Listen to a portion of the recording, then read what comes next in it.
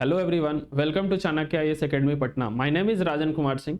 चर्चित मुद्दों के इस एपिसोड में आज हम लोग चर्चा करने जा रहे हैं बिहार की आर्थिक संपन्नता। बिहार जल्द ही एक अमीर राज्य बनेगा, इसकी हमें कुछ सूचनाएं मिल रही है, उसी का आज हम लोग विश्लेषण करने जा रहे हैं। तो हम लोग देखेंगे कि पिछले कुछ समय में कई ऐसी सकारात्मक सूचनाएं मिली है जो बिहार की तस्वीर बदल सकती है।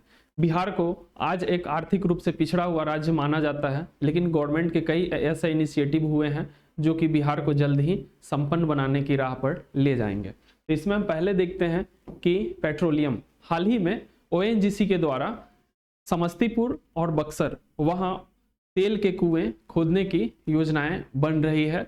यदि ऐसा जल्दी होता है तो यह पूरे उत्तर बिहार और बक्सर वाले क्षेत्र का तस्वीर बदल देगी। तो उसमें हम देखते हैं कि ओएनजीसी के द्वारा बिहार सरकार से लाइसेंस के लिए अप्रोच किया गया था, जिसमें बिहार सरकार ने वह लाइसेंस दे चुकी है। अब ओएनजीसी जल्द ही इस पर काम करेगी। यदि हम देखें समस्तीपुर का लोकेशन क्या है, तो समस्तीपुर यह जो जिला है समस्तीपुर, जो कि बेगूसराय से नजदीक है, वैशाली, मुजफ्फरपुर, दरभंगा और पटना से भी काफी नजदीक है। नेक्स्ट हम देखते हैं कि बिहार बिजनेस कॉन्डक्ट 2023 जो आयोजित हुआ है दिसंबर 2023 में, इसमें करीब 50,000 करोड़ के इन्वेस्टमेंट आए हैं, 50,530 करोड़ का। और जो अधिकांश प्रस्ताव हो किससे संबंधित है, तो लेदर, टेक्सटाइल, खाद्य प्रसंस्करण और आईटी, जो कि बिहार के लोगों को काफी ज्यादा मात्रा में रोजगार प्रदान करेंगे। नेक्स्ट हम देखते हैं बिहार निर्यात प्रोत्साहन नीति।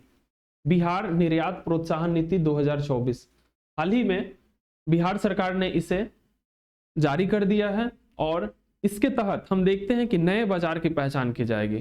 खासकर बिहार को एक लैंडलॉक स्टेट माना जाता है, जिसकी वजह से यहाँ की जो आर्थिक प्रगति है उसमें इसे बाधा के रूप में देखा जाता है। लेकिन यदि आप देखें तो बिहार अंतर्राष्ट्रीय रूप से अंतर्राष्ट्रीय सीमा पर स्थित है, भारत की अंतर्राष्ट्रीय सीमा पर, जहां से यह नेपाल, भूटान, बांग्लादेश जैसे देशों के काफी नजदीक है। दक्षिण पूर्व एशिया से भी इसका काफी नजदीकी आप कह सकते हैं। तो उन सभी क्षेत्रों से हमारा व्यापारिक संबंध बढ़ाकर हम बिहार की जो आर्थिक तस्वीर है उसे बदल सकते हैं। तो इसी संदर्भ में बिहार सरकार ने निर्णय लिए हैं बिहार एक्सपोर्ट प्रमोशन पॉलिसी 2024। इसमें सी पोर्ट और कार्गो टर्मिनल, इस पर फोकस किया गया है। यदि आप देखें तो 1%, यदि आप एक्सपोर्ट जितना का करते हैं उसका 1% या फिर 20 लाख आपको गवर्नमेंट सब्सिडी के रूप में देगी।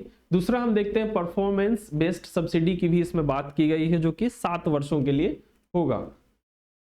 यदि हम देखें यह जो समिट था इसको काफी सफल माना गया था, बिहार वैश्विक निवेशक शिखर सम्मेलन। नेक्स्ट हम देखते हैं कि अमृतसर कोलकाता औद्योगिक गलियारा, काफी तेजी से इस पर काम चल रहा है। अमृतसर से लेकर के कोलकाता के बीच जो कॉरिडोर गुजर रही है वह कुल 7 राज्य और 20 औद्योगिक शहर से गुजर रही है। यदि हम बिहार का, उसमें एक शहर गया शामिल है। और यदि हम देखें तो यह पूरे दक्षिण बिहार की तस्वीर बदल सकती है। नेक्स्ट हम देखते हैं पूर्वी समर्पित माल गलियारा। यह क्या है, रेलवे का एक बहुत बड़ी परियोजना है, और इसके तहत यदि आप देखेंगे कि मालगाड़ी के लिए एक सेपरेट मार्ग का निर्माण किया जा रहा है। वर्तमान में अभी मालगाड़ियों का आप औसत गति देखें तो 25 किलोमीटर प्रति आवर है, जो कि इसके चालू हो जाने के बाद 75 किलोमीटर प्रति आवर से बढ़कर 100 किलोमीटर प्रति आवर हो जाएगी। और इसके बाद रेलवे से माल ढुलाई करना आसान होगा, इसकी जो डिलीवरी है वो आसान हो जाएगी।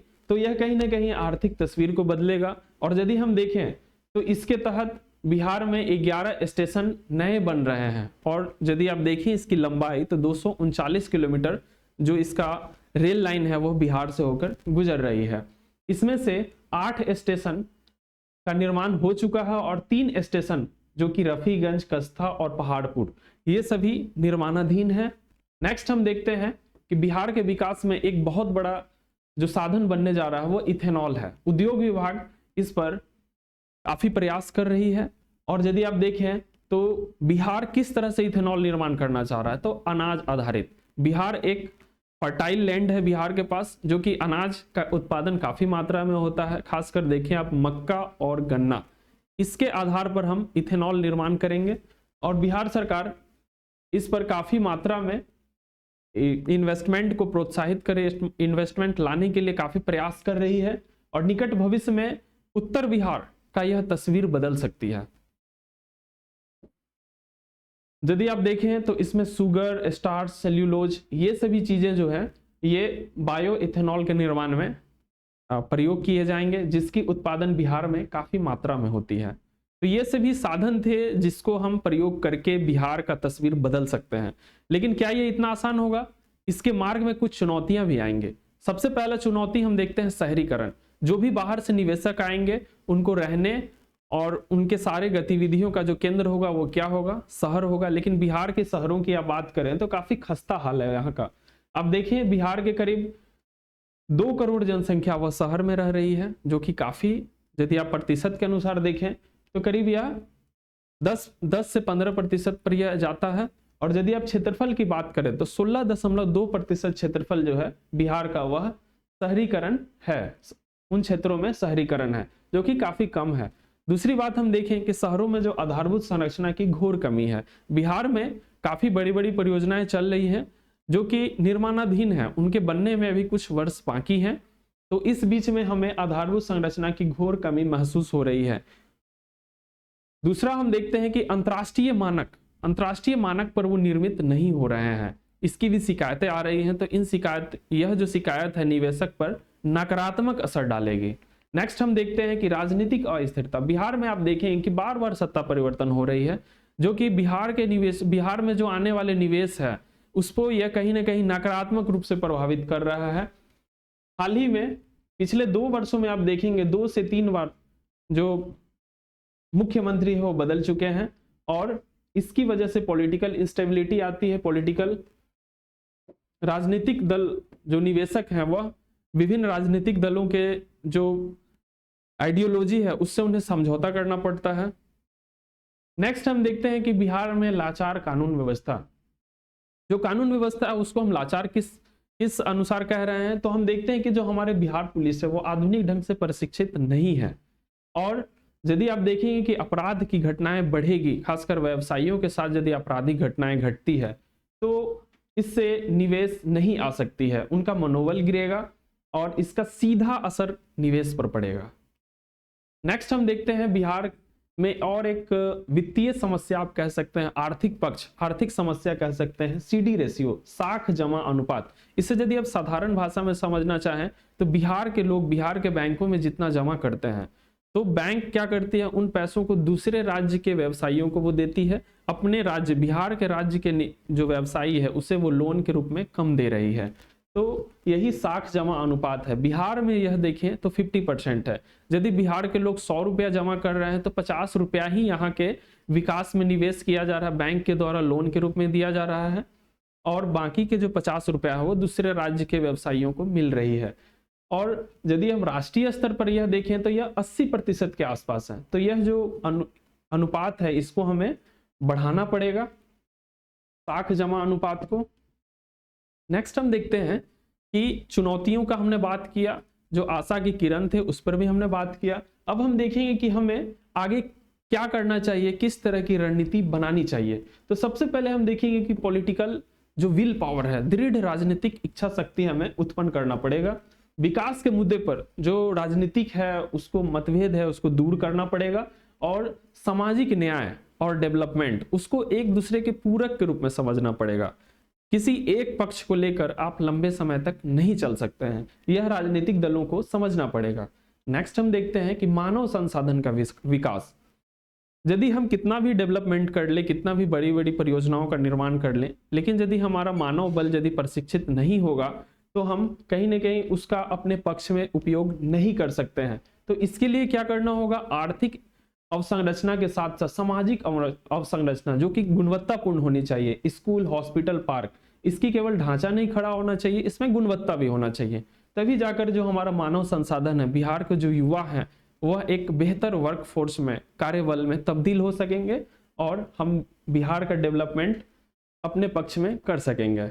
नेक्स्ट हम देखते हैं श्रम संसाधन उद्योगों का विकास। हमारा बिहार जो है वो उच्च घनत्व वाला राज्य है। बिहार भारत का सबसे ज्यादा घनत्व वाला राज्य है, तो इसके लिए हमें उस तरह के उद्योगों का चयन करना होगा जो श्रम सघन होंगे, ताकि ज्यादा से ज्यादा लोगों को रोजगार मिल सके। दूसरा एक चीज हम देखेंगे कि बिहार, खासकर उत्तर बिहार के जो विकास में सबसे बड़ी बाधा बनती है वह बाढ़।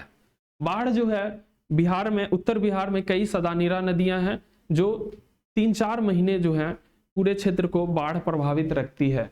तो इसके लिए हमें क्या करना होगा, तो इसके लिए बड़ी परियोजनाओं का निर्माण करना होगा। यदि आप देखेंगे कि पंजाब में जो नदियां गुजर रही हैं उस पर बड़े बड़े बांध बने हैं, तो उसी तरह का जैसे भाखड़ा नांगल डैम है, उसी तरह का कोसी नदी पर चाहे अन्य नदियों पर इस तरह के बैराज का निर्माण करना पड़ेगा, ताकि हम उसका बिजली भी निर्माण कर सकें और यह जो बाढ़ का जो दुष्प्रभाव हमें झेलना पड़ता है कुछ महीनों तक, उससे हम बच सकें और लोगों में जो व्यवसायी है वह अपने आप को सुरक्षित महसूस कर सकें।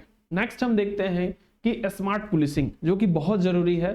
खासकर हम देखें जो हमारे पुलिस बल है वो परंपरागत समस्याओं, खास करके यदि चोरी डकैती, इस सभी समस्याओं को तो वो आसानी से हल कर लेती है, लेकिन गैर परंपरागत समस्या जो हाल के दशकों में यह इस तरह की समस्या उभर रही है, जैसे जैसे हम विकास बढ़ रहा है इस तरह की समस्याएं भी साथ में आ रही हैं। खासकर अब साइबर अपराध, वित्तीय अपराध, ये सभी चीजों को रोकने में हमारी पुलिस बल अभी उस तरह से सक्षम नहीं हो पाई है, तो हमें हमारे पुलिस बल को आधुनिक ढंग से प्रशिक्षित करनी पड़ेगी।